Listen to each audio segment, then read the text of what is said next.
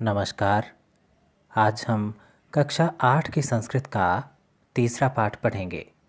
इसका नाम है डिजि भारतम। डिजि भारतम अंग्रेजी भाषा के शब्द डिजिटल इंडिया का समर्थन करता है।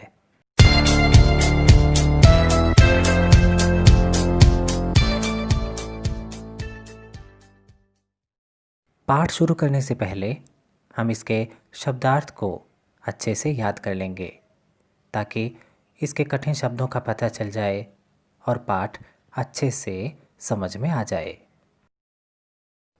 प्रस्तुत पाठ डिजिटल इंडिया के मूल भाव को लेकर लिखा गया निबंधात्मक पाठ है। इसमें वैज्ञानिक प्रगति के उन आयामों को छुआ गया है जिनमें हम एक क्लिक के द्वारा बहुत कुछ कर सकते हैं। आज इंटरनेट ने हमारे जीवन को कितना सरल बना दिया है। हम भौगोलिक दृष्टि से एक दूसरे के अत्यंत निकट आ गए हैं। इसके द्वारा जीवन के प्रत्येक क्रियाकलाप सुविधाजनक हो गए हैं।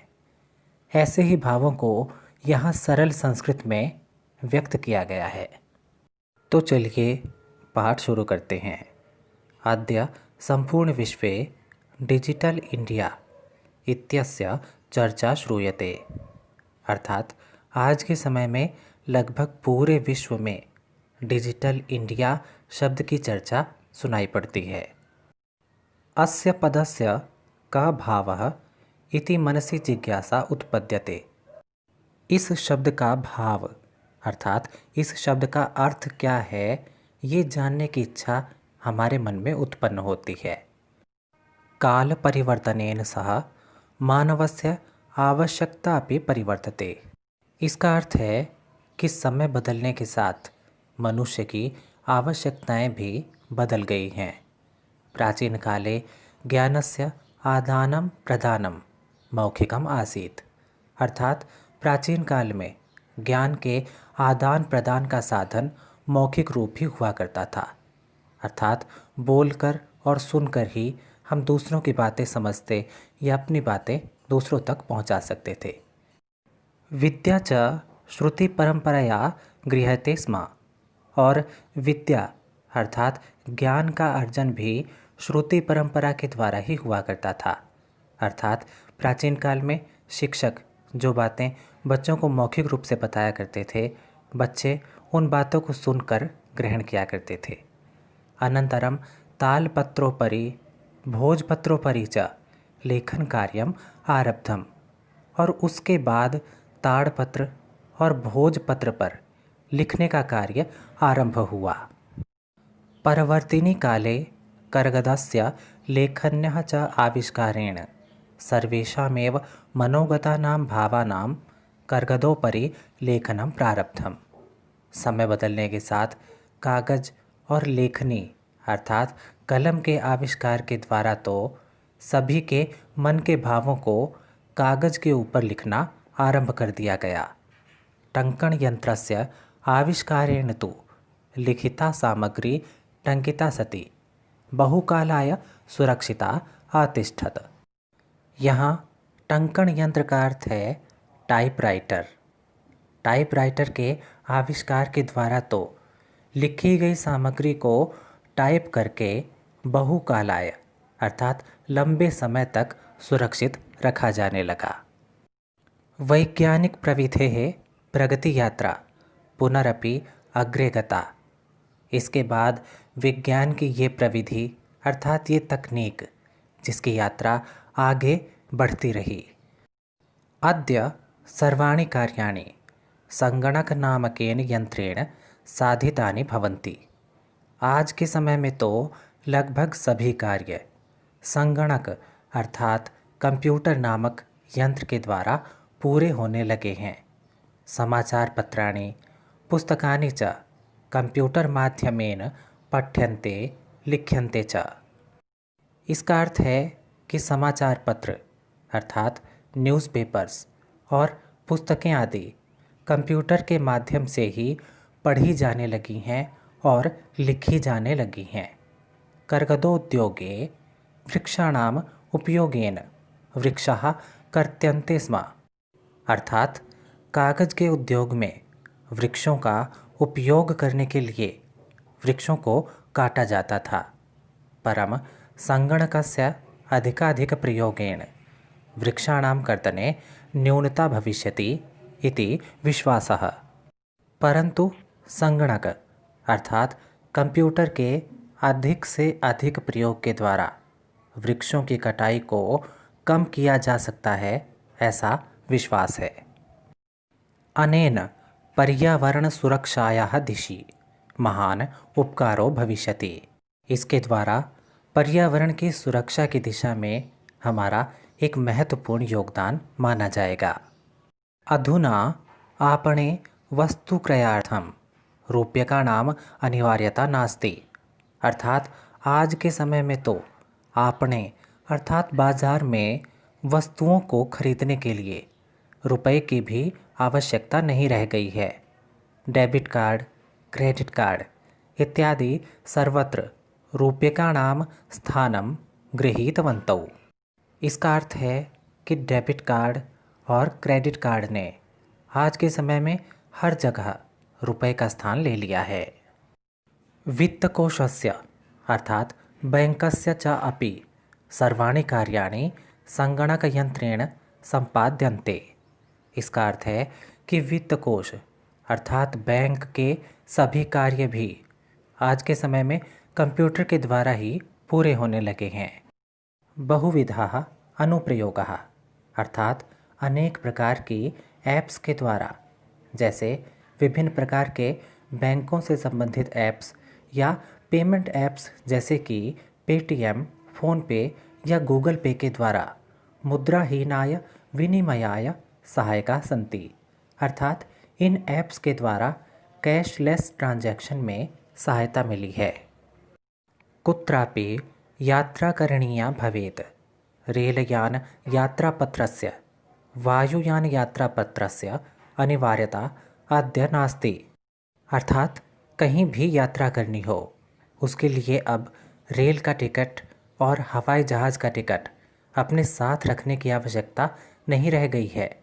सर्वाणि पत्राणि अस्माकं चलदूरभाषयंत्रे ईमेल इति स्थाने सुरक्षितानि भवन्ति।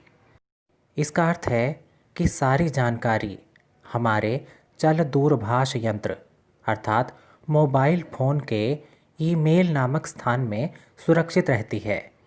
यानी संदृश्य जिसे दिखाकर वयम सौकर्येण यात्रायाः आनंदम गृहीणीमः। अर्थात जिसे दिखाकर हम सुखपूर्वक अपनी यात्रा का आनंद उठा सकते हैं।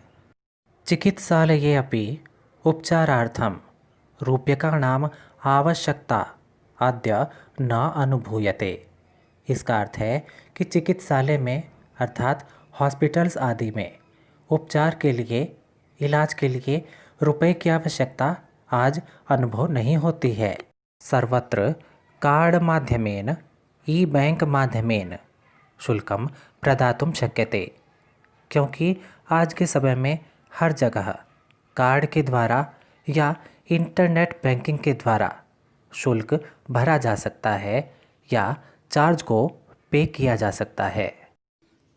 तद्दिनं नातिदूरं यदा वयं हस्ते एकमात्रं चलदूरभाषयन्त्रमादाय सर्वाणि कार्याणि साधयितुं समर्थाः भविष्यामः। इसका अर्थ है कि वो दिन अधिक दूर नहीं है जब हम अपने हाथ में एकमात्र चल दूरभाष यंत्र अर्थात केवल मोबाइल फ़ोन को साथ में रखकर ही अपने सभी कार्यों को पूरा करने में समर्थ हो पाएंगे। वस्त्रपुटके रूप्यकाणाम आवश्यकता न भविष्यति। वस्त्रपुटक का अर्थ है हमारे वस्त्रों की जेब। तो पंक्ति का अर्थ हुआ कि हमारे वस्त्रों की जेबों में रुपए रखने की आवश्यकता नहीं रह जाएगी। पासबुक, चेकबुक इत्यनयोः आवश्यकता न भविष्यति। इसका अर्थ है कि भविष्य में पासबुक और चेकबुक को साथ में रखने की आवश्यकता भी नहीं रह जाएगी। पठनार्थम पुस्तकानां समाचारपत्राणाम अनिवार्यता समाप्त प्राय भविष्यति। पढ़ने के लिए पुस्तकों की और समाचार पत्रों अर्थात न्यूज़पेपर्स की आवश्यकता लगभग समाप्त हो जाएगी।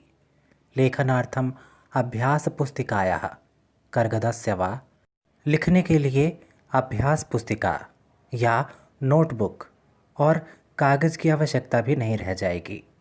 नूतन ज्ञान अन्वेषणार्थम शब्दकोशस्य वापि आवश्यकता भी न भविष्यति।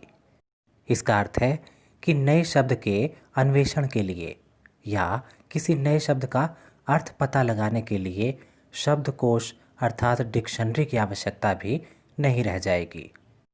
अपरिचित मार्गस्य ज्ञानार्थम मार्गदर्शकस्य मानचित्रस्य आवश्यकतायाः अनुभूतिः अपि न भविष्यति। इसका अर्थ है कि किसी अनजान रास्ते पर या किसी अपरिचित मार्ग पर जाने के लिए किसी मानचित्र की या किसी से रास्ता पूछने की आवश्यकता भी भविष्य में नहीं रह जाएगी। एतत् सर्वम् एकेन एव यंत्रेण कर्तुं शक्यते। इसका अर्थ है कि इन सभी कार्यों को, चाहे वो पढ़ने का कार्य हो, लिखने का कार्य हो, नए शब्दों का अर्थ पता लगाने का कार्य हो या किसी नए मार्ग पर जाने का कार्य हो, इन सभी कार्यों को केवल एक यंत्र अर्थात मोबाइल फ़ोन के द्वारा पूरा किया जा सकता है। शाकादि क्रयार्थम अर्थात सब्जियां आदि खरीदने के लिए, फल क्रयार्थम फल खरीदने के लिए, विश्राम गृहेषु कक्षम सुनिश्चितम कर्तुम। इसका अर्थ है कि किसी होटल में कमरा बुक करने के लिए, चिकित्सालये शुल्कम प्रदातुम अर्थात हॉस्पिटल में चार्ज पे करने के लिए, विद्यालये महाविद्यालये चापि शुल्कम प्रदातुम किसी विद्यालय या महाविद्यालय अर्थात कॉलेज में फीस भरने के लिए भी, किम बहुना दानम अपि दातुम और यहाँ तक कि दान अर्थात डोनेशन वगैरह देने के लिए भी चल दूरभाष यंत्रम एव अलम। इन सभी कार्यों के लिए केवल और केवल मोबाइल फ़ोन ही पर्याप्त है। डिजि भारतम इति अस्याम दिशि वयम भारतीयः द्रुतगत्या अग्रेसरामः। इसका अर्थ है कि डिजिटल इंडिया की दिशा में हम सभी भारतीय बड़ी ही तेज गति से आगे की ओर बढ़ते जा रहे हैं। तो ये था कक्षा 8 की संस्कृत का तीसरा पाठ, डिजि भारतम। आशा है आपको ये पाठ अच्छे से समझ में आ गया होगा। धन्यवाद।